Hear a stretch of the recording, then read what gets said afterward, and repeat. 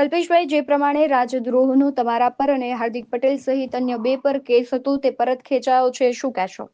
ગઈકાલે નામદાર સુરત શહેર પ્રિન્સિપલ ડિસ્ટ્રિક્ટ જજ દ્વારા બાબતે સરકાર તરફથી વિડ્રોની જે અરજી કરવામાં આવી હતી કેસ પરત ખેંચવાની એને ગ્રાહ્ય રાખી છે અને ગઈકાલે નામદાર કોર્ટે આ બાબતે ચુકાદો જાહેર કરી અને હું મારી સાથે હાર્દિકભાઈ, ચિરાગ દેસાઈ અને વિપુલ દેસાઈ ચારેય ઉપરથી જે રાજદ્રોહનો કેસ હતો એ સરકાર પરત ખેંચવાની જે અરજી છે એને માન્ય રાખી હોય જે અનુસંધાને ગઈકાલે કેસ વિડ્રો થયેલ છે.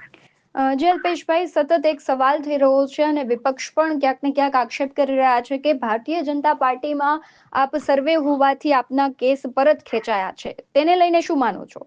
આમાં ભારતીય જનતા પાર્ટીમાં હોવાથી કેસ પરત ખેંચાયો નથી. આ નિર્ણય સરકારનો પહેલા નથી, ભારતીય જનતા પાર્ટીમાં તો પછી એવા એની જે પ્રોસિજર હોય એ પ્રોસિજર ચાલુ હતી. બીજું, સરકાર દ્વારા આંદોલનના જે કેસો હોય છે સમયાંતરે પરત ખેંચાતા હોય છે. ઘણા બધા અન્ય આંદોલનો પણ છે. અમારું પણ પાટીદાર સમાજનું જે આંદોલન હતું, બીજા પણ આંદોલનો છે, એના પણ કેસો સમયાંતરે પરત ખેંચાયા છે. તો દરેક લોકો ભારતીય જનતા પાર્ટીમાં હોય ને કેસ પરત ખેંચે એવું નથી. જી અલ્પેશભાઈ, આપ જોડાયા તે બદલ આપનો ખૂબ આભાર.